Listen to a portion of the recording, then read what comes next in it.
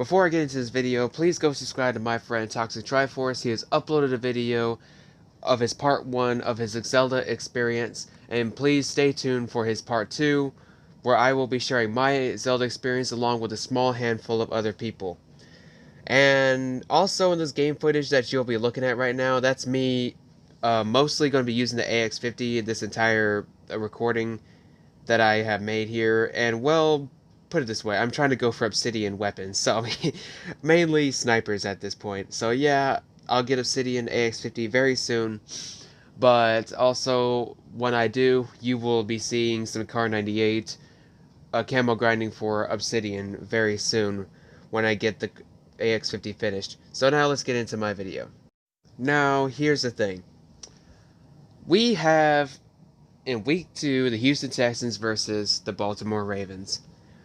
Now, here's the thing. I would love to say this would be a W, but no. It's going to be another L. I think this game is just going to be ugly again as last year. It may be a little better. We may score a little more, but honestly, I just don't see this game being very pretty. Honestly, it's literally obvious. I mean, we have Anthony Weavers and Tim Kelly still developing as offensive and defensive coordinator. Of course, we still got, obviously, Bill O'Brien as head coach, so I mean, that's an obvious thing.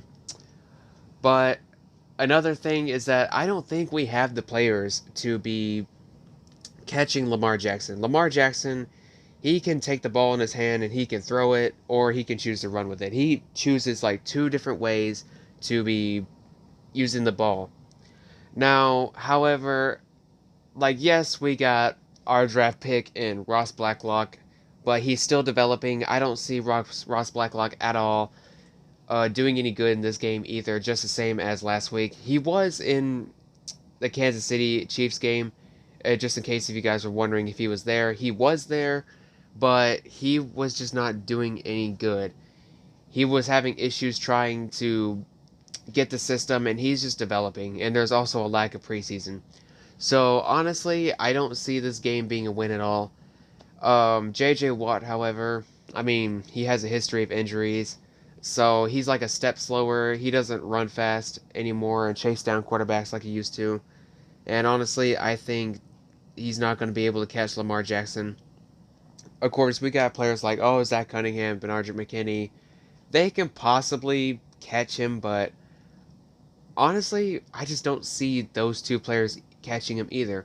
Now, the only players I can see Lamar Jackson getting caught by is like Justin Reed or maybe Garyon Conley.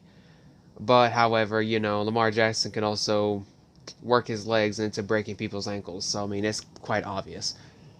Now, another thing, offense-wise, Watson is still trying to develop along with Brandon Cooks and Randall Cobb and also a few other people. He's still trying to work with David Johnson. David Johnson actually did pretty good last week against KC. I actually did not think David Johnson would come off doing that good after having no preseason, but actually did pretty good. Watson, however, he's going to have to take a risk and throw to Brandon Cooks and throw to Randall Cobb. He has to take a risk and throwing to these new receivers, because pretty much last week all he did was mainly throw to Kenny Stills or Will Fuller. Yeah, of course he was going to throw to them, because obviously those are the people that he trusts. Those are the people that he's played with longer. So, I mean, he doesn't have D-Hop anymore where he's comfortable with just throwing a D-Hop, you know what I mean? So, honestly, we still got Watson trying to develop a chemistry to Randall Cobb and Brandon Cooks.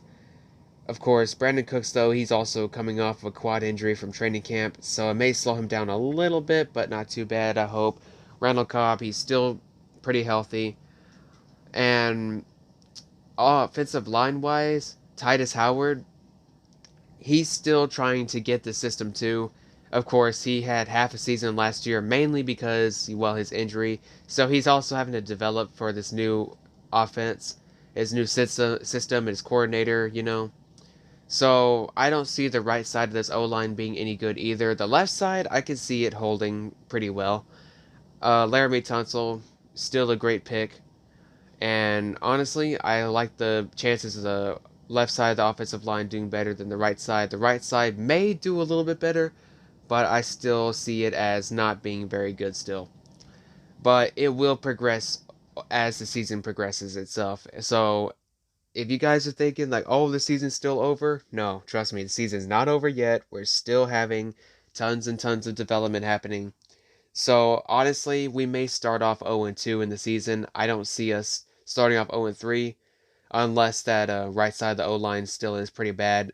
And obviously, we got to shut down TJ Watt for Pittsburgh, but that will be in a future video. I'm not going to get into that now. Now, however, against Baltimore, Baltimore is just stacked, okay? Yes, they lost a key piece in Earl Thomas, but Baltimore itself is still stacked, alright? Their defense and their offense still pretty stacked. Defense wise, though, they're everywhere, okay? I don't have to get into their defense. I mean, obviously, they're everywhere. Secondary and front seven, I mean, they're just everywhere in general. So, yeah, this is my opinion on the Baltimore Ravens game. I just, like I said, do not see this as being a W. I see this being an L again. And honestly, I just don't see this game being pretty. It may be a little bit better than last year's game against Baltimore, but honestly, I just still don't see this game being much better. Well, anyways, that's all I got for you guys today. Please like and subscribe, and please subscribe to my friend Toxic Triforce. Like I said, I'll be leaving a link to his channel in the description below. So I'll see y'all again later, guys. Peace.